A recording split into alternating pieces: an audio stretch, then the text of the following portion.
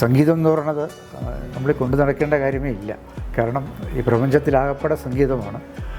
ഇന്ന് വരെ ഒരേ തവണ മാത്രമാണ് സംസ്ഥാന സർക്കാർ അങ്ങനെ ഒരു സാർക്ക് ഫെസ്റ്റിവൽ നടത്തുന്നത്.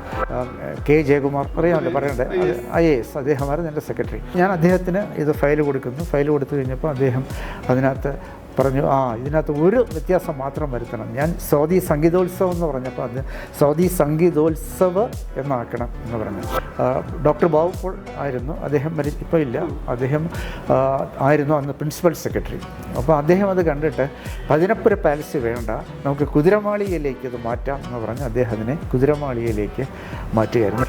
ശാസ്ത്രീയ സംഗീതം എന്താണെന്ന് അറിഞ്ഞു തുടങ്ങിയപ്പോൾ അതിനെ വിട്ടുപോകാൻ നമുക്ക് പറ്റത്തില്ല. കാരണം അത് എത്രത്തോളം നമ്മളെ ഇങ്ങനെ അടുത്ത് പിടിക്കുമെന്നുള്ളത് നമുക്ക് പിന്നീട് മാത്രമേ നമുക്കത് മനസ്സിലാക്കാൻ പറ്റുള്ളൂ. ഈ നേരത്തെ പറഞ്ഞ പോലെ പണ്ഡിറ്റ് ശശിരാജും ബാലമുരളീകൃഷ്ണനെയും അവരൊക്കെ പാടുന്ന അടുത്തിരുന്ന് കേൾക്കാനുള്ള ഒരു അവസരം ഉണ്ടായി. മഹാഭാഗ്യം DK പട്ടാമ്പാളിനെ പോലെ ഇവരോടൊക്കെ സംസാരിക്കാൻ സാധിച്ചു. ഓരോ ചാനലിനും ഓരോ ക്യാരക്ടർ വേണം. ആ ക്യാരക്ടർ ഇല്ലെങ്കിൽ അത് വ്യത്യസ്തമായിട്ട് നിൽക്കത്തില്ല, ഫെയ്ഡിൻ ചെയ്യാനായിട്ട്. അപ്പോൾ അവിടെ ജയചന്ദ്രൻ നിൽക്കുകയായിരിക്കും. അദ്ദേഹം എന്നിട്ട് സ്വർണ്ണഗോപുര നർത്തകി ശില്പം അവിടെ നിന്നുകൊണ്ട് പാടുകയായിരിക്കും. ചിത്രേനെ എന്നോട് പറഞ്ഞിട്ടുണ്ട്, ഞാൻ ACBCയിൽ ഏറ്റവും ബെസ്റ്റ് പരിപാടി എന്ന് പറയുന്നത് ഗംഗായമുനയാണെന്ന് പറയുന്നത്. ഇത് വെറും ഗാനങ്ങളല്ല. ഇപ്പം വയലാറിൻ്റെ ഗാനങ്ങൾ, ഇപ്പം ഞാനൊരു വയലാറിൻ്റെ ഗാനങ്ങളെക്കുറിച്ച് പുസ്തകം എഴുതിയ ആളാണ് ശരിക്കും. കറണ്ട് ബുക്സ് പബ്ലിഷ് ചെയ്തു, ഇന്ദ്രധനുസിന് തൂവൽ എന്ന് പറഞ്ഞിട്ട്.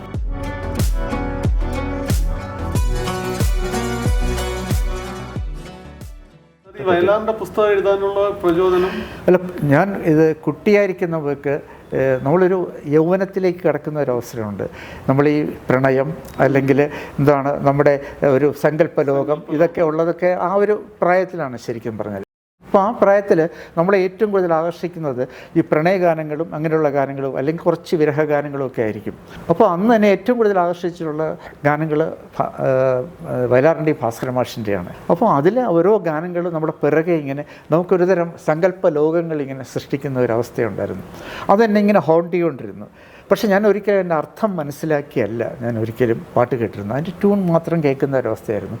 പക്ഷേ വർഷങ്ങൾ കഴിഞ്ഞ് ഞാൻ ഒരു പ്രായം കഴിഞ്ഞ് കഴിയുമ്പോഴത്തേക്ക് നമ്മൾ കൂടുതൽ കാവ്യങ്ങൾ, ഞാൻ ഈ കാളിദാസനെയും അതുപോലെ തന്നെ ചങ്ങമ്പുഴയൊക്കെ വായിച്ച് വന്നപ്പോഴാണ് എനിക്ക് മനസ്സിലായത്, ഈ വയലാറിൻ്റെ ഗാനങ്ങളിലൊക്കെ ഇതുപോലുള്ള കാര്യങ്ങളുണ്ടല്ലോ എന്ന് എനിക്ക് മനസ്സിലാക്കാൻ പറ്റിയത്.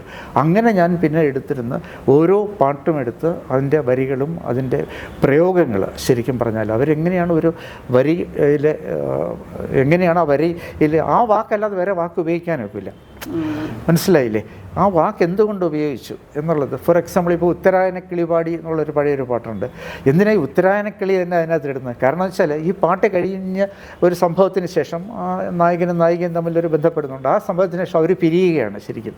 പിന്നെ ഈ ആളിനെക്കുറിച്ച് ഈ പെൺകുട്ടി എപ്പോഴും ചിന്തിച്ച് ജീവിതം നശിപ്പിക്കുന്ന ഒരു ഇതാണ് താര എന്നുള്ള ചിത്രത്തിൽ. ഉത്തരായനക്കിളി എന്ന് തന്നെ എന്തുകൊണ്ട് വയലാർ എഴുതി നീ ആലോചിച്ചു. കാരണം ഉത്തരായനക്കിളി എന്ന് പറഞ്ഞാൽ ചക്രവാക പക്ഷിയാണ്. ചക്രവാക പക്ഷി വെച്ചാൽ വിരഹത്തിൻ്റെ പക്ഷിയായിട്ടാണ് അതിന്. ചക്രവാക എങ്ങനെയാണെന്ന് വെച്ചാൽ പകൽ സമയത്ത് അവരിങ്ങനെ അടുത്തിരുന്ന് ഇണപ്രാവുകളെപ്പോലെ ഇങ്ങനെ അടുത്തിരിക്കും അവർ. രാത്രിയാകുമ്പോൾ എന്ത് പറ്റുമെന്ന് വെച്ചാൽ കണ്ണ് കണ്ടുറാത്തൽ അടുത്ത് ഇണ ഇരിപ്പുണ്ടോ ഇല്ലയോ എന്ന് ഇവർക്കറിയില്ല. അപ്പോൾ ഇവരെന്ത് ചെയ്യുക വെച്ചാൽ അന്യോന്യം ഇരുന്ന് കരയും. അത് പാട്ടായിട്ടാണ് കരയുന്നത്, മനസ്സിലല്ലേ? കരയും. കാരണം അന്യോന്യം അറിയില്ല, എവിടെ ഇരിപ്പുണ്ടോ എന്നറിയില്ല. അപ്പോൾ അവിരഹമാണ് ശരിക്കും. അതാണ് ചക്രവാക രാഗം, അങ്ങനെയാണ് ഉണ്ടായത്. ചക്രവാക രാഗം എന്നൊരു രാഗമുണ്ട്, മനസ്സിലല്ലേ? വിജനതിരമേ കണ്ടുപോകുന്നീ വിരഹിണിയാം ഒരു ഗായിക എന്നുള്ള പാട്ടൊക്കെ ചക്രവാക രാഗത്തിലുണ്ടായിട്ടുള്ളതാണ്. അതാണ് ആഹിർഭൈരവ് എന്ന് പറഞ്ഞിട്ട് അതിൻ്റെ ഒരു സമാന രാഗമാണ് ഇതിനകത്തുള്ളത്, ഹിന്ദുസ്ഥാനിയിലുള്ളത്. എന്നോട് ഒരിക്കൽ നമ്മുടെ മരിച്ചുപോയ ഗിരീഷ് പുത്തഞ്ചേരിയുമായിട്ട് ഒരിക്കൽ നമ്മുടെ ഈ പരിപാടി അവാർഡ് ദാനത്തിൻ്റെ സമയത്തൊക്കെയുള്ള പരിചയത്തിൽ ഞങ്ങളിങ്ങനെ ഒരിക്കലിരുന്ന് ഒരുമിച്ച് പഴയ പാട്ടൊക്കെ പാടിയിരിക്കുമ്പോൾ അദ്ദേഹം എന്നോട് പറഞ്ഞു, വയലാറിൻ്റെ അവിടെ ചെന്നിട്ട് എന്താണ് അദ്ദേഹത്തിൻ്റെ ചെരുപ്പിൻ്റെ ഒരു ശകലം ഞാൻ എടുത്തുകൊണ്ട് വീട്ടിൽ കൊണ്ട് പൂജാമുറി വെച്ചിട്ടുണ്ടെന്ന്.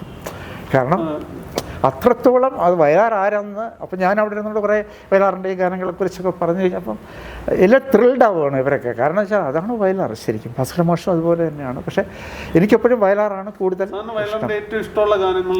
ഒരുപാട് ഗാനങ്ങളുണ്ട്. കാരണം വെച്ചാൽ ഒരു ഗാനം പോലും പറയാനൊക്കത്തില്ല. എല്ലാവരും പറയുന്ന ഏതാണ്?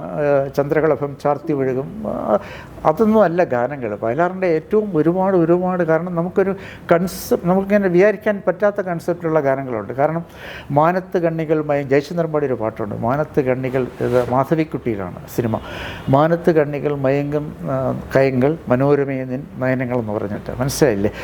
അത് വളരെ മനോഹരമാണ്. അതിൻ്റെ അർത്ഥം മുഴുവൻ പറഞ്ഞു സമയമില്ലാത്തതുകൊണ്ട് ഞാൻ പറയുന്നില്ല. പക്ഷേ അതിനകത്ത് ഒരു കാര്യം മാത്രം പറയുക. അതിനകത്ത് പറയുന്നുണ്ട്, പ്രണയോപനിഷത്തിലെ കയ്യക്ഷരങ്ങൾ നിൻ നുണക്കുഴി കവിൾ മൂടും കുറുമൊഴികൾ കാറ്റുവന്നവയുടെ രചനാഭംഗിയെ മാറ്റുവാനെന്തിന് നീ അനുവദിച്ചു എന്ന് ചോദിക്കുന്നു. കാറ്റിനെ ഞാൻ ശപിച്ചു, അവൻ നിൻ്റെ കാമുക ഹൃദയത്തിൽ ഒളിച്ചു എന്ന് പറയുന്നുണ്ട്. പ്രണയോപനിഷത്തിലെ കയ്യക്ഷരങ്ങളാണെന്നോ, അങ്ങനെ ഒരു ഉപനിഷത്തില്ല, അത് പുള്ളിയുടെ ഒരു ക്രിയേഷനാണ്, മനസ്സിലായില്ലേ? പ്രണയത്തിൻ്റെ മാത്രമായിട്ടുള്ള ഒരു ഉപനിഷത്ത്. അതിൻ്റെ കയ്യക്ഷരങ്ങളാണ് നിൻ്റെ നുണക്കുഴി കവിൾ മൂടും കുറുനിരകളെന്നായി. കുറുനിരകൾ ഈ നുണക്കുഴി വന്നിട്ട് ഇങ്ങനെ ആടുകയാണ്, ഇങ്ങനെ ചെറിയ കാറ്റടിക്കുമ്പോൾ ആടുമല്ലോ ഇങ്ങനെ. അത് ശരിക്കും അവിടെ കവിത കുറിക്കുകയാണെന്നാണ് പുള്ളി പറയുന്നത്. ആ കയ്യക്ഷരങ്ങൾ നിൻ നുണക്കുഴി കവിൾ മൂടും കുറുനിരകൾ. എന്നിട്ട് അവിടെ കവിത കുറിച്ചുകൊണ്ടിരിക്കുമ്പോൾ കാറ്റ് വന്ന് അവയുടെ കവിതാ ഭംഗിയെ മാറ്റുവാൻ നീ എന്തിനു അനുവദിച്ചു എന്ന് ചോദിച്ച്. മനസ്സിലായില്ലേ? അവളോട് ചോദിക്കുക, കാറ്റ് വന്നിട്ട് എന്ത് പറ്റി, ഇതിങ്ങനെ പോയപ്പോഴത്തേക്ക് മുടി അങ്ങ് മാറിപ്പോയി, മനസ്സിലായില്ലേ? അപ്പോൾ എന്തിനാണ് ഇതിങ്ങനെ അവിടെ വന്നതെന്ന് ചോദിക്കുന്നുണ്ട്, മനസ്സിലായില്ലേ? അതെന്തിനാണ് അങ്ങനെ സംഭവിച്ചത് ചോദിക്കുന്നത്. അപ്പം എന്നിട്ട് പറയുകയാണ്, ദേഷ്യം വന്നിട്ട്, കാറ്റിനെ ഞാൻ ശപിച്ചു. എന്നിട്ട് കാറ്റെന്ത് ചെയ്തു, അവൻ നിൻ്റെ കാമുക ഹൃദയത്തിൽ ഒളിച്ചു. അവൻ ഓടിയിട്ട് നിൻ്റെ കാമുക ഹൃദയത്തിൽ ഒളിച്ചു. ഏറ്റവും രസകരമായ കാര്യം അതും കൂടെ. കാര്യം എന്താ പറയുമ്പോൾ, ഹൃദയം ഒരു കാമുകൻ്റെയോ കാമുകിയുടെ ഹൃദയം എപ്പോഴും ചഞ്ചലമായിരിക്കും. കാറ്റും കൂടെ എത്തിയാലോ ഭയങ്കര ചഞ്ചലമാകും. അപ്പോൾ ഇങ്ങനെ പറഞ്ഞു പോകണമെങ്കിൽ ഒരുപാട് കാര്യങ്ങൾ വയലാറിനെ കുറിച്ച് നമുക്ക് പറയാനുണ്ട്. അപ്പോൾ അതുകൊണ്ടാണ് വയലാർ എനിക്ക് ഏറ്റവും പ്രിയപ്പെട്ട എനിക്ക് മാത്രമല്ല ഒരുപാട് പേർക്ക് പ്രിയപ്പെട്ട, നമ്മൾ പലരോടും താല്പര്യമുള്ളവരോട് ഇന്ന് ചർച്ച ചെയ്യുമ്പോൾ ഒരുപാട് കാര്യങ്ങൾ ഇങ്ങനെ പറയാൻ പറ്റും. അങ്ങനെയാണ് ഞാൻ ആ പുസ്തകം എഴുതിയത്. സാർ, ആ വയലാറിനെ കുറിച്ച് എഴുതിയ പുസ്തകങ്ങൾ ഇപ്പോൾ അതെവിടെ വാങ്ങാൻ? പുസ്തകത്തിൻ്റെ പേര് ഇന്ദ്രധനുസിൻ തൂവൽ എന്നാണ്. കാരണം അത് ചന്ദ്രകളഭത്തി എന്ന് തൂക്കിയെടുത്തതാണ്. അത് ശരിക്കും ഇന്ദ്രധനുസിൻ തൂവൽ എന്ന പേര് കൊടുക്കാനുള്ള ഒരു കാരണം എന്ന് വെച്ചാൽ, ഇന്ദ്രധനുസ് എന്ന് വെച്ചാൽ മഴവില്ലാണ്. ഇന്ദ്രൻ്റെ ധനുസ് മഴവില്ലാണത്. മഴവില്ലിന് ഒരു നിറമല്ല, പല നിറങ്ങളാണ്, 7 നിറങ്ങളാണ് ശരിക്കും പറഞ്ഞാൽ.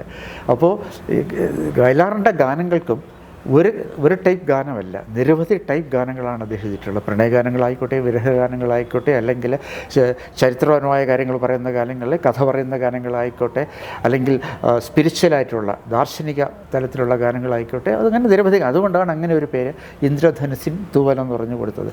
അത് ഈ തൃശ്ശൂരുള്ള കറണ്ട് ബുക്സാണ് അത് പബ്ലിഷ് ചെയ്തത്. ഇപ്പോൾ 2nd എഡിഷനായിട്ടുണ്ട്. അത് കറണ്ട് ബുക്സിൽ കിട്ടും. അതോടൊപ്പം തന്നെ നമ്മുടെ ആമസോണിലാണത് കൂടുതൽ ആൾക്കാർ വാങ്ങിക്കാനായിട്ട് സാധ്യത. അപ്പോൾ ആമസോണിൽ ഇത് ലഭ്യമാണ്. പുതിയ രചന അത് ഇങ്ങനെ ഞാൻ വയലാർ കഴിഞ്ഞാൽ പിന്നെ എനിക്ക് ഏറ്റവും ഇഷ്ടം ഭാസ്കരൻ മാഷ് ആയതുകൊണ്ട് സംഗീതമാണ്. അതിപ്പോൾ ഞാൻ പൊതുവേ 3 അതാണ് ഇപ്പോൾ എഴുതിക്കൊണ്ടിരിക്കുന്നത്. ഭാസ്കരൻ മാഷിൻ്റെ ഗാനങ്ങളെക്കുറിച്ച് എഴുതിക്കൊണ്ടിരിക്കുന്നത്. അതിനു മുമ്പൊരു പുസ്തകം പബ്ലിഷ് ചെയ്തും അത് എം കൃഷ്ണനായർ എന്നുള്ള ഡയറക്ടറെ കുറിച്ചാണ്. അദ്ദേഹത്തിൻ്റെ ബയോഗ്രഫി ആയിരുന്നു. അതെ, കെ ജയകുമാർ സാറിൻ്റെ അച്ഛൻ, അദ്ദേഹത്തിൻ്റെ ഒരു ബയോഗ്രഫിയാണ്. അത് ആദ്യം ഞാൻ പബ്ലിഷ് ചെയ്യുന്നൊരു പുസ്തകം. പിന്നീടാണ് വയലാറിൻ്റെ എല്ലാം സിനിമാ സംബന്ധമാണ്. കാരണം ഞാൻ സിനിമയുമായിട്ട് ബന്ധപ്പെട്ട ജോലിയിലായിരുന്നുകൊണ്ടായിരിക്കാം ഒരു പക്ഷേ എനിക്കതിനോട് പിന്നെ എവരുടെയൊക്കെ എഴുതാൻ കാരണം കൂടുതൽ താല്പര്യം വയലാറിൻ്റെ വരാനുള്ള ഒരു പ്രധാന കാരണം എന്ന് വെച്ചാൽ, എനിക്ക് ഏറ്റവും കൂടുതൽ ലോകത്ത് ഞാൻ ആരാധിക്കുന്ന ഒരാൾ, ഞാൻ ഒരു ഇംഗ്ലീഷ് MA ആണ് എടുത്തതെങ്കിലും എനിക്ക് കൂടുതൽ ആരാധന കാളിദാസനോടാണ്, മനസ്സിലായില്ലേ? അപ്പം കാളിദാസൻ്റെ ഒരു വലിയൊരു ആരാധകനാണ് നമ്മുടെ വയലാറായിരുന്നാലും അല്ലെങ്കിൽ ONV സാറായാലും ഒക്കെ. കാളിദാസൻ എന്ന് പറഞ്ഞാൽ അത് നമ്മൾ കാളിദാസനെ വായിക്കുമ്പോഴേ നമുക്ക് അതിൻ്റെ കൂടുതൽ നമുക്ക് അദ്ദേഹത്തിൻ്റെ മാഹാത്മ്യം നമുക്ക് അറിയാനായിട്ട് ഒക്കെയുള്ളൂ. ഇതൊക്കെ ആയിരിക്കാം ഒരുപക്ഷെ അതിന് വയലാറിനെ കൂടുതൽ ഇഷ്ടപ്പെടാനുള്ളൊരു കാരണവും. സാർ, ഈ ചിത്ര ചേച്ചി, സുജാത, ഇവരുമായിട്ടൊക്കെ ഉള്ള ബന്ധങ്ങൾ അതൊക്കെ ഞാൻ നേരത്തെ പറഞ്ഞ പോലെ ഈ ജോലിയുടെ ഭാഗമായിട്ട്, അല്ലാതെ എനിക്ക് പ്രത്യേകിച്ച് അങ്ങനെ ഒരു ഇതില്ല. അപ്പോൾ ചിത്രയുമായിട്ട് അല്ലാതെ എൻ്റെ ഒരു ബന്ധമുണ്ട്. പക്ഷേ ചിത്ര, സുജാത, ജയേട്ടൻ ഇവരുമായിട്ടൊക്കെ ഒരു കൂടുതൽ അടുപ്പം ഉണ്ടായത് ഞാൻ ഈ പബ്ലിക് റിലേഷൻസ് ഡിപ്പാർട്ട്മെൻറ്റ് ജോലി കിട്ടും, ചരിത്ര അക്കാദമി ജോലി കിട്ടും, ACVയിൽ ജോലി കിട്ടുമാണ്. ഇത് 3ഉം എന്നെ ഇവരുമായിട്ട് അടുക്കാനായിട്ട് എന്നെ ഒരുപാട് സഹായിച്ചിട്ടുണ്ട്. കാരണം അതും സംഗീതം തന്നെയാണ്. അവരോടും ഉള്ള അടുപ്പം എനിക്ക് കൂടുതലായിട്ടുണ്ടാകാൻ കാര്യം സംഗീതമാണ്. ഇപ്പം ദാസേട്ടനുമായിട്ട് 3-4 തവണ ഞാൻ ഒരുമിച്ചിരുന്ന് സംസാരിച്ചിട്ടൊക്കെ ഉണ്ടെങ്കിലും ഒരു ഭയമുണ്ട് നമുക്കങ്ങോട്ട് അടുക്കാനായിട്ട്. ജയേട്ടനോട് എനിക്കത് ഉണ്ടായിരുന്നു. പക്ഷേ പുള്ളി കുറച്ചുകൂടെ ഞാൻ ഓവർ ദ ഫോൺ വിളിക്കുമ്പോഴും ഒക്കെ ഇവിടെ ട്രിവാൻഡ്രത്ത് വരുമ്പം കാണുമ്പോഴൊക്കെ വളരെ കാര്യമായിട്ടുള്ള ഒരു അടുപ്പം ഉണ്ടായിരുന്നു. പിന്നെ അത് അവിടെയും ഞങ്ങൾക്കൊരു രണ്ടുപേർക്കും ഒരേ കോമൺ ഇൻട്രസ്റ്റ് ഒരെണ്ണം ഉണ്ടായിരുന്നു. അതുകൊണ്ടാണ് സുശീല അമ്മ. കാരണം എനിക്ക് ഏറ്റവും ഇഷ്ടപ്പെട്ട ഒരു ഗായിക സുശീലാമ്മയാണ്. ജയേട്ടനും അതായിരുന്നതുകൊണ്ട് ഞങ്ങൾ സുശീലാമ്മയെ പറ്റി സംസാരിക്കാനുള്ളൊരു കൂടുതൽ കാര്യങ്ങൾ സംസാരിക്കുമായിരുന്നു. അപ്പോൾ അതുകൊണ്ടുള്ളൊരു അങ്ങനെയൊക്കെയാണ് അടുപ്പം. അല്ലാതെ എനിക്കും വ്യക്തിപരമായി എൻ്റെ കഴിവുകൊണ്ടുള്ളൊരു അടുപ്പമല്ല, എൻ്റെ ഔദ്യോഗികമായ ഉള്ളൊരു ഇതുകൊണ്ട് കിട്ടിയ ബന്ധങ്ങളാണ് ശരിക്കും ഉണ്ടായത്. സാർ, ഈ ചിത്ര ചേച്ചിയുമായി ചേർന്നൊരു മോളുടെ പേരിലൊരു ട്രസ്റ്റ് ഉണ്ട്, അതിനും ചുക്കാൻ പിടിച്ചത് സാറ് തന്നെയാണ്. അന്ന് ഈ ഷോ ഡയറക്റ്റ് ചെയ്യുന്നൊക്കെ ഒരു അശോകൻ എന്ന് പറഞ്ഞിട്ട് ഒരാളുടെ ഉണ്ട്, എൻ്റെ അടുത്ത സുഹൃത്തും കൂടെ. അപ്പോൾ അശോകൻ ഞാനുമായിട്ട് ഇങ്ങനെ അശോകനെ ഒരുപാട് എന്നെ ഇങ്ങനെ ഈ ആർട്ടിസ്റ്റിനെ കൊണ്ടുവരാനൊക്കെ ഒരുപാട് സഹായിക്കുന്ന ഒരാളാണ്. അപ്പോൾ ഞാൻ അശോകനുമായിട്ട് ഞാനിങ്ങനെ ചർച്ച ചെയ്തപ്പോൾ ചിത്രയുടെ 30 വർഷം അവർ ഇൻഡസ്ട്രി വന്നതിന് ശേഷം തികയുന്നവരോ. അപ്പോൾ നമുക്ക് ചിത്രയുമായിട്ട് സംസാരിക്കാമെന്ന് പറഞ്ഞ് ചിത്ര ട്രിവാൻഡ്രത്ത് വന്നപ്പോഴത്തേക്ക് ഞാനും അശോകനും കൂടെ പോയി കരമനെ അവരുടെ വീട്ടിൽ പോയിട്ട് സംസാരിച്ചു. അപ്പോൾ ചിത്ര ഔട്ട്റൈറ്റായിട്ട് പറ്റില്ല എന്ന് പറഞ്ഞു. കാരണം ചേട്ടാ എനിക്ക് അതിൽ താല്പര്യമില്ല. അപ്പോൾ ഞാൻ പറഞ്ഞ ഒരു ചെറിയ ബന്ധം ഞങ്ങൾ തമ്മിലുള്ളതുകൊണ്ട് അപ്പം ചേട്ടാ എനിക്ക് ഇതിൽ യാതൊരു താല്പര്യമില്ല, എനിക്കിങ്ങനെ എൻ്റെ കാര്യങ്ങളിങ്ങനെ പ്രൊമോട്ട് ചെയ്യാനോ കാണിക്കാനോ ഒന്നും എനിക്ക് വലിയ താല്പര്യമില്ല എന്നോ. അത് ശരിയല്ലല്ലോ, ചിത്രയെ എന്തായാലും നമ്മൾ ഇതിനകത്ത് കൊണ്ടുവരണമല്ലോ എന്നാലോചിച്ചു. അങ്ങനെ ആലോചിച്ചപ്പോൾ ടി കെ രാജീവ് കുമാർ ഉണ്ട് ഡയറക്ടർ, ഞാനും രാജീവ് കുമാറും അശോകനും കൂടെ ഇരുന്ന് ആലോചിച്ചപ്പോൾ രാജീവ് കുമാർ പറഞ്ഞു നമുക്കൊരു കാര്യം ചെയ്യാം. അപ്പോൾ ഞാൻ ഷോ ഡയറക്ടറായിട്ട് ഞാൻ പുള്ളി ഏൽപ്പിക്കാനാണ് തീരുമാനിച്ചത്. കാരണം ഞാൻ ചരിത്ര അക്കാദമി സെക്രട്ടറി ആയിരുന്നപ്പോൾ രാജീവ് കുമാറായിരുന്നു ചെയർമാൻ അന്ന്. അപ്പോൾ ഞാൻ രാജീവിനോട് പറഞ്ഞു, രാജീവേ നമുക്ക് എങ്ങനെ ഇത് വരുമ്പോൾ രാജീവ് പറഞ്ഞു നമുക്കൊരു കാര്യം ചെയ്യാം, നമുക്കിതൊരു ഈ പ്രോഗ്രാമിൽ നിന്ന് കിട്ടുന്ന കാശ് കൊണ്ട് നമുക്കൊരു ട്രസ്റ്റ് പോലെയൊക്കെ സ്റ്റാർട്ട് ചെയ്യാം, കൊച്ചുകുട്ടിയൊക്കെ വിദ്യാഭ്യാസം കൊടുക്കുന്നതൊക്കെ ആയിട്ട്. അങ്ങനെ ഒരു സാക്ഷൻ രാജീവ് പറഞ്ഞു. പക്ഷേ ഞാനും അശോകനോട് പിന്നെ ആലോചിച്ചപ്പോഴത്തേക്ക് അതൊരു ഇതല്ല, അതിനേക്കാളും നല്ല സംഗീതവുമായിട്ട് ബന്ധപ്പെട്ട ഒരു സാധനമായിരിക്കണം. അപ്പോൾ ഞങ്ങൾ ആലോചിച്ചപ്പോഴാണ് ഈ സംഗീതത്തിൽ നിന്ന് വിട്ടുനിന്ന് ജീവിക്കാൻ നിവൃത്തിയില്ലാതെ ആൾക്കാർ ഒരുപാട് പേരുണ്ട്. കാരണം ഒരു പൈസയിൽ ഞാൻ ചരിത്ര അക്കാദമി ഇരുന്നപ്പോൾ എനിക്കറിയാം. കാരണം വെച്ചാൽ 1000 രൂപ പോലും വരുമാനമില്ലാത്ത സിനിമയിലുണ്ടായിരുന്നവരുണ്ടായിരുന്നു. അങ്ങനെ ഞാനവിടെ ഇരുന്നപ്പോൾ അവിടുത്തെ സെക്രട്ടറിക്ക് ഒരു പ്രത്യേകതയുണ്ട്. കാരണം വെച്ചാൽ അന്ന് 1000 രൂപയാണ്, 1000 രൂപ പെൻഷൻ അനുവദിക്കാനുള്ളൊരു അതിന് സെക്രട്ടറി ഡയറക്റ്റായിട്ട് അത് ചെയർമാൻ വേണ്ട, എന്താണ് മുകളിൽ മന്ത്രിക്ക് ഒന്നും പോകണ്ട, സെക്രട്ടറി തീരുമാനിക്കുക കൊടുക്കുക. അപ്പോൾ അതിനുള്ള ക്രൈറ്റീരിയ ഉണ്ട്, 50 വയസ്സ് കഴിഞ്ഞിരിക്കണം, വേറെ വരുമാനം ഇത്രയേ ഉള്ളൂ. 2 സർട്ടിഫിക്കറ്റ് കൊടുത്തു കഴിഞ്ഞാൽ സിനിമയിൽ വർക്ക് ചെയ്തിട്ടുണ്ടെന്നുള്ളതിനൊരു പ്രൂഫ് ഇത്രയേ ഉള്ളൂ, കൊടുക്കാം. അപ്പോൾ അങ്ങനെ എനിക്ക് വേണമെങ്കിൽ ഞാൻ 10-62 പേർക്ക് അവിടെ ഇരുന്ന് അങ്ങനെ കൊടുത്തിട്ടുണ്ട്. കാരണം ആര് വന്നാലും കൊടുക്കാൻ പറ്റുമെങ്കിൽ ഞാൻ കൊടുക്കുമായിരുന്നു. കാരണം വളരെ ബുദ്ധിമുട്ടി 1000-2000 ഒക്കെ കൊണ്ട് മാത്രം ജീവിക്കുന്ന ഒരുപാട് പേരുണ്ട്. അപ്പോൾ 1000 രൂപ കിട്ടിയാൽ ജീവിക്കാൻ താല്പര്യമുള്ളവരുണ്ടായിരുന്നു. അപ്പോൾ അത് ഞാൻ ചിത്രയോട് പിന്നീട് ചിത്രം വന്നപ്പോൾ ഞാൻ വിളിച്ച് പറഞ്ഞു ഇങ്ങനെ വരുന്നുണ്ടെന്ന് പറഞ്ഞു. ഞങ്ങൾ കരമന ചെന്നിരുന്നിട്ട് ഇതുപോലെ പുള്ളിക്കാരത്തോട് സംസാരിച്ച് ഞാൻ പറഞ്ഞു ഇങ്ങനെ ഒരുപാട് പേരുണ്ട്, ഒരുപാട് പേര്. എനിക്ക് ആ അക്കാഡമി ഇരുന്നപ്പോൾ എനിക്കറിയാം നമുക്ക് എന്തുകൊണ്ട് ഒരു ട്രസ്റ്റ് ഉണ്ടാക്കിയിട്ട് ആ ട്രസ്റ്റിൽ നിന്ന് ഇവർക്ക് മാസം വരുമാനം കിട്ടുന്ന തരത്തിൽ പെൻഷൻ പോലെ കൊടുക്കാം എന്ന് പറഞ്ഞു. അപ്പോൾ ചിത്രം പറഞ്ഞു അതാണെങ്കിൽ ഞാൻ തയ്യാറാണ് എന്ന് പറഞ്ഞു. അപ്പോൾ അങ്ങനെ ഇരുന്നാണ്. അപ്പോൾ അതിനൊരു പേര് വേണമെന്ന് പറഞ്ഞു. അപ്പോൾ ഞാനൊരു പേരിട്ടു, സ്നേഹ എന്നുള്ളൊരു പേര് അതിനിട്ടു. കാരണം ഇതൊരിക്കലും അവർക്കൊരു നമ്മളെ ഒരു ദാനമായിട്ട് തോന്നരുത്. നമ്മൾ ആർക്ക് കൊടുക്കുമ്പോഴും അവർക്കൊരു ദാനം, നമ്മളെ ആർക്ക് കൊടുത്തോളൂ, 10 പൈസ കൊടുത്ത് ഒരു ഭിക്ഷക്കാരന് കൊടുത്താൽ അവർക്കൊരു ദാനമായിട്ട് തോന്നരുത്. അതവർക്ക് നമ്മളൊരു സ്നേഹം കൊണ്ട് കൊടുക്കുന്ന ഒരു തോന്നലുണ്ടാവണം. അതുകൊണ്ട് തന്നെ സ്നേഹ എന്നുള്ളൊരു പേര് കൊടുക്കണം എന്ന് പറഞ്ഞ് സ്നേഹ എന്നുള്ളൊരു പേര് കൊടുത്തു. അങ്ങനെ എന്നാണ് ചിത്രയുടെ മകള് മരിക്കുന്നത്. അപ്പോൾ ഒരു ദിവസം ചിത്ര എൻ്റെ രാത്രിയിൽ വിളിച്ചിട്ട് പറഞ്ഞു ചേട്ടാ ഈ പേര് മാറ്റി നമുക്ക് സ്നേഹനന്ദന എന്നായിക്കൂടെ, നന്ദനയുടെ അവളുടെ പേരോടെ ചേർത്തുകൂടെ എന്ന് ചോദിച്ചു. അങ്ങനെയാണ് നമ്മൾ സ്നേഹനന്ദന എന്നുള്ള ട്രസ്റ്റ് ഉണ്ടാകുന്നത് തന്നെ. അതിൻ്റെ പിന്നെ ഉദ്ഘാടനമൊക്കെ നടന്നു. ഇപ്പോൾ നമ്മൾ എത്ര 30 പേർക്ക് അല്ല 30 പേർക്ക് 6000 രൂപ വെച്ച് നമ്മളിപ്പോൾ അത് അപ്പം 6000 രൂപ വെച്ച് നമ്മൾ 30 പേർക്ക് കൊടുക്കും. അതൊരു വലിയ കാര്യമായിട്ടാണ് ശരിക്കും നമുക്ക് പറയേണ്ടത്. സാർ, ഈ ഇളയരാജ തിരുവനന്തപുരത്ത് വന്നിട്ട് നമ്മളെ തലസ്ഥാനത്തിനെ മൊത്തം ഇളക്കി മറിച്ച് ഒരു വലിയ ഇവന്റ് ആ ചിത്ര ചേച്ചിയുടെ ആ ഒരു ഇതിൽ ചെയ്തു നമ്മൾ സ്നേഹനന്ദനയുടെ. എനിക്ക് ഏറ്റവും ഇഷ്ടമുള്ള സംഗീത സംവിധാനം ആരാന്ന് ചോദിച്ചാൽ ഞാൻ പറയും ജീവിച്ചിരിക്കുന്നില്ല, തീർച്ചയായിട്ടും ഇളയരാജയാണ്. അപ്പോൾ ഇളയരാജയെ കൊണ്ടുവരണമെന്ന് ആഗ്രഹമുണ്ട്. പക്ഷേ നമുക്ക് ഇളയരാജ നൈറ്റൊന്നും ഇവിടെ നടത്താനൊക്കത്തില്ല, കോടികളുടെ നമ്മൾ അതിന് മുടക്കേണ്ടി വരും. അപ്പോൾ വളരെ ബുദ്ധിപരമായി ഒരു തീരുമാനം എടുത്തതാണ്. ഇളയരാജയുടെ ഗാനങ്ങൾ മാത്രം SPB കൊണ്ടും ചിത്രയെ കൊണ്ടും നമ്മൾ അത് ആലോചിപ്പിച്ചിട്ട് ഇളയരാജ സാറിന് മുഖ്യ അതിഥിയായി കൊണ്ടുവരികയെന്ന്. അങ്ങനെയാണ് ആ പരിപാടി നടത്തിയത്. അങ്ങനെ നിശാഗന്ധിയിൽ എസ് ബി ചിത്ര അവരെ കൊണ്ടുവന്ന് അദ്ദേഹത്തിൻ്റെ പാട്ടുകൾ മാത്രം പാടുകയും അതോടൊപ്പം അവിടെ ഒരു ONV സാറിനെയും അതോടൊപ്പം തന്നെ ഇദ്ദേഹത്തെയും നമ്മുടെ ഇളയരാജ സാറിനെയും വിളിച്ചിട്ട് ഒരു ആദരവൊക്കെ കൊടുത്ത് അദ്ദേഹത്തിൻ്റെ 2 മിനിറ്റ് പ്രസംഗമൊക്കെ നടത്തി. ഒരു ഭയങ്കര ഇതായിരുന്നു. ആൾക്കാർ നിശാഗന്ധി ഇളക്കി മറിച്ചു. കാരണം അങ്ങനെ ഇളയരാജ ആരും അങ്ങനെ കണ്ടിട്ടില്ല. സർ ഇപ്പം മ്യൂസിക് ഫെറ്റേണിറ്റിയുടെ പ്രസിഡൻ്റാണ് സാർ. ഞാൻ റിട്ടയറിന് ശേഷം പിന്നെ ഈ പറഞ്ഞ ACVയിൽ കുറേ കാലം, അതിനുശേഷം ASAP എന്ന് പറഞ്ഞ ഗവൺമെൻറ്റിൻ്റെ അവർ രണ്ടാമത് വിളിച്ചിട്ട് അവിടെ കുറേ കാലം കമ്മ്യൂണിക്കേഷൻ ഹെഡിൻ്റെ പോസ്റ്റിലിരുന്ന് കുറേ കാലം അങ്ങനെ ഇരുന്നു. അതെല്ലാം കഴിഞ്ഞ് തിരിച്ചിപ്പോൾ ഒന്നും വേണ്ട എന്നുള്ള ഫ്രീലാൻസ് ഇപ്പം ഒരേ ഒരു ഇതേ ഉള്ളൂ, പ്രസംഗ തൊഴിലാളിയായിട്ട് പോകുന്നുണ്ട്. ആൾക്കാരിങ്ങനെ പ്രസംഗിക്കാൻ വിളിച്ചുകൊണ്ട് പോകും. ആ തൊഴിലാളിയാണ്, അല്ല വേറെ പരിപാടി, പിന്നെ വായനയും എഴുത്തും മാത്രമേ ഉള്ളൂ. പക്ഷേ അങ്ങനെ ഇരിക്കുമ്പോഴാണ് ഞാൻ ഇപ്പം ട്രിവാൻഡ്രം മ്യൂസിക് ഫെറ്റേണിറ്റി എന്ന് പറഞ്ഞാൽ 300-ൽ കൂടുതൽ ആൾക്കാരുടെ മെമ്പേഴ്സുള്ളൊരു സംഘടനയാണ്. തിരുവനന്തപുരത്ത് മാത്രമല്ല, കേരളത്തിൽ ഉടനീളമുള്ള ആൾക്കാരുടെ മ്യൂസിഷ്യൻസിൻ്റെ, അത് പാട്ടുകാരുണ്ട്, അതിൽ ഇൻസ്ട്രുമെൻറ്റ്സ് വായിക്കുന്നവരുണ്ട്, അങ്ങനെ സൗണ്ട് റെക്കോസ്റ്റുകളുണ്ട്, അങ്ങനെയുള്ള പല ആൾക്കാരുണ്ട്. സംഗീതം ബന്ധപ്പെട്ട് അവരുടെ ഒരു വലിയ സംഘടനയാണ്. ഇന്നിപ്പോൾ കേരളത്തിലുള്ളതിൽ വളരെ മെച്ചപ്പെട്ട അതിൻ്റെ ഇപ്പോൾ ഞാനാണ് അതിൻ്റെ പ്രസിഡൻറ്റ്. അപ്പോൾ ഞാനെപ്പോഴും തമാശയിൽ പറയാറുണ്ട്, എല്ലാം വലിയ ഗായകരും സംഗീതത്തെ പറ്റി പേരുള്ളവരാണ്, ഇതിനെപ്പറ്റി വലിയ പേരൊന്നും ഇല്ലാത്ത അവരാണ് എന്നെ പ്രസിഡൻ്റാക്കി വെച്ചിരിക്കുന്നുള്ളതാണ്. അതോടൊപ്പം തന്നെ ട്രിവാൻഡ്രം ഫിലിം ഫെറ്റേണിറ്റി എന്ന് പറഞ്ഞ് തിരുവനന്തപുരത്തെ സിനിമാക്കാരുടെ ഒരു സംഘടനയുണ്ട്. ഞാൻ അതിനകത്തും ഒരു മെമ്പറാണ്, അതും അവരും ചേർന്ന് വർക്ക് ചെയ്യുന്നുണ്ട്. പിന്നെ കൂടാതെ കാഫ് എന്ന് പറഞ്ഞിട്ട് ഇപ്പം ഇത് കേരളത്തിൻ്റെ എല്ലാ ആർട്ടിസ്റ്റുകളെയും വെച്ചിട്ടൊരു വലിയൊരു നമ്മുടെ സ്റ്റീഫനുണ്ടല്ലോ ഇതിൻ്റെ കീബോർഡ്, സ്റ്റീഫൻ്റെ ഇതിൽ ഉള്ളൊരിതുണ്ട്, അതിനകത്ത് ഒരു മെമ്പറാണ്. അപ്പോൾ ഈ സംഗീതമായിട്ട് ഇങ്ങനെ നിൽക്കുന്നതുകൊണ്ട് അതോടൊപ്പം തന്നെ ഞാൻ വർഷങ്ങളായിട്ട് മെമ്പറായിരിക്കുന്ന മധുരിമ എന്നൊരു ക്ലബ്ബുണ്ട്. മധുരിമ എന്നുള്ള ക്ലബ്ബെന്ന് പറഞ്ഞാൽ അത് ദേവരാൻ മാഷാണ് അതിൻ്റെ ആദ്യ പേട്രൺ. ദേവരാൻ മാഷ് ആവപ്പെട്ട പേട്രനായിട്ടുള്ള ഒരേ ഒരു ക്ലബ്ബ് മധുരം. 30 ഫാമിലി മാത്രമേ ഉള്ളൂ. അതിൽ കുറേ ഡോക്ടേഴ്സുണ്ട്, എഞ്ചിനീയേഴ്സുണ്ട്, പല ടൈപ്പിലുള്ള ആൾക്കാരുണ്ട്.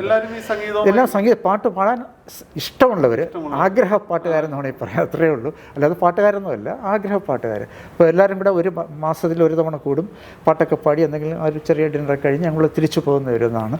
അപ്പോൾ അവിടെ വെച്ച് നമ്മുടെ പാട്ടിനെപ്പറ്റി ഡിസ്കഷൻസൊക്കെ ഉണ്ട്. ഒരു പാട്ടിനെക്കുറിച്ച് ആരെങ്കിലും സംസാരിക്കും, മിക്കവാറും ഞാനായിരിക്കും, അങ്ങനെ സംസാരിക്കും. അപ്പോൾ അത് അങ്ങനെയുള്ളവർ, അത് ദേവരാം മാഷാണ് അത് ശരിക്കും ആദ്യത്തെ പേട്രൺ. അത് ദേവരാം മാഷ് മരിക്കുന്നതുവരെ ഇടയ്ക്കൊക്കെ ഞങ്ങളുടെ ഇതിനകത്ത് വരുമായിരുന്നു. അപ്പം കൂടിയിരുന്നിട്ട് അദ്ദേഹം ഞങ്ങളോടൊപ്പം ഇരിക്കും, എന്നിട്ട് ഞങ്ങളോടൊക്കെ പാടാൻ പറയുമായിരുന്നു. അപ്പം ഞാനൊക്കെ ഒരു പാട്ടുകാരനെ അല്ല, എങ്കിലും അദ്ദേഹത്തിന് മുമ്പിൽ പാടിയിട്ടുണ്ട്. എന്നിട്ട് ഞാൻ തന്നെ ചോദിച്ചിട്ടുണ്ട്, എന്താണ് മാഷ് എങ്ങനെയുണ്ടെന്ന്. അദ്ദേഹം ചിരിക്കുമായിരുന്നു, കാരണം എൻ്റെ പാട്ട് കേട്ടാൽ ചിരിച്ചില്ലെങ്കിലും അത്ഭുതമുള്ളൂ. അപ്പോൾ അല്ല, അദ്ദേഹത്തിന് മുമ്പ് ഇരുന്ന് പാടാൻ പറ്റുമായിരുന്നു എന്നുള്ളതാണ്.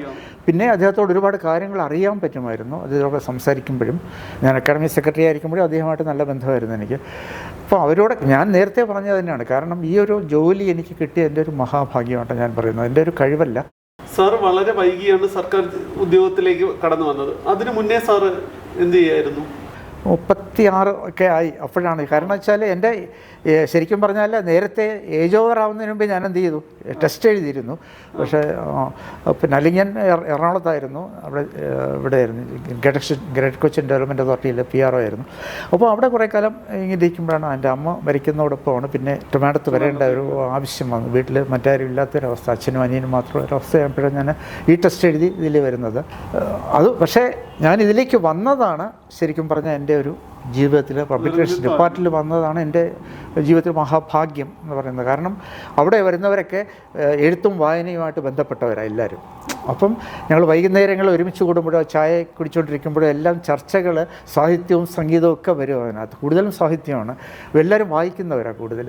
അപ്പം നമുക്ക് ഒരുപാട് കാര്യങ്ങൾ MT ആയിരുന്നാലും മുകുന്ദനായിരുന്നാലും എല്ലാം നമ്മൾ മാധുക്കുട്ടിയായാലും ഒക്കെ ചർച്ചകളിൽ ആൾക്കാരാണ്. അപ്പം അങ്ങനെ വരുമ്പോൾ നമുക്ക് ഇതിനോട് അത് ശരിക്കും നമ്മൾ ഇന്ന് വരെ എൻ്റെ ലൈഫിൽ ഞാൻ ഇത്രയും കാലം ജോലി ചെയ്താൽ എനിക്ക് തോന്നിയിട്ടില്ല. ജോലി ചെയ്തിട്ടുണ്ട്, പക്ഷേ ജോലിയായിട്ട് എനിക്ക് തോന്നി. കാരണം വെച്ചാൽ കാരണം വെച്ചാൽ എനിക്കിഷ്ടമുള്ള കാര്യം ഞാൻ ചെയ്തുകൊണ്ടിരിക്കുന്നത്. അപ്പം ജോലിയല്ലല്ലോ അത്. ഇപ്പം ഞാൻ പാട്ട് കേട്ടോണ്ടിരിക്കുകയാണെങ്കിൽ അതൊരു ജോലിയല്ലല്ലോ, പാട്ട് കേൾക്കാൻ എനിക്ക് ഇഷ്ടമല്ല. അതുപോലെ ഓരോ കാര്യങ്ങളും എനിക്ക് ഇന്ന് വരെ 2 മണി 3 മണിക്ക് വീട്ടിൽ പോയിരുന്ന കാലത്ത് പോലും അതൊരു ഇതായിരിക്കും, അയ്യോ ഇത്രയും സമയം ഞാൻ ഇവിടെ ജോലി ചെയ്യുകയാണെന്നല്ല തോന്നലേ ഇല്ല. കൂടുതൽ ജോലി ചെയ്യാനുള്ളൊരു തോന്നലുണ്ടാകും. അതെന്ന് വെച്ചാൽ അതാണ് എപ്പോഴും മഹാഭാഗ്യം. എനിക്ക് തോന്നുന്നു AG ഗാർണറുടെ ഒരു എഴുത്തുകാരനുണ്ട്, അദ്ദേഹത്തിൻ്റെ ഒരു essayയിൽ പറയുന്നുണ്ട്, ഒരു കണ്ടക്ടറെ പറ്റി പറയുന്നുണ്ട്. എനിക്ക് ഇഷ്ടമില്ലാത്ത കണ്ടക്ടറാണ്. ജോലി ചെയ്യാൻ. അയാൾക്ക് ഇഷ്ടമല്ല ആ ജോലി. അപ്പോൾ അയാൾ രാവിലെ വരുമ്പോഴേ എന്താണ് ഇവിടെ നാട്ടുകാരോട് ബഹളം ഉണ്ടാക്കും, ആ നാട്ടുകാർ വീട്ടിൽ പോയി ബഹളം ഉണ്ടാക്കും, അങ്ങനെ ടോട്ടൽ ബഹളം ഉണ്ടാക്കും. അപ്പം അതൊരു ചെയിനാണ്, മനസ്സിങ്ങനെ പോകും, ഇഷ്ടമില്ലായ്മ.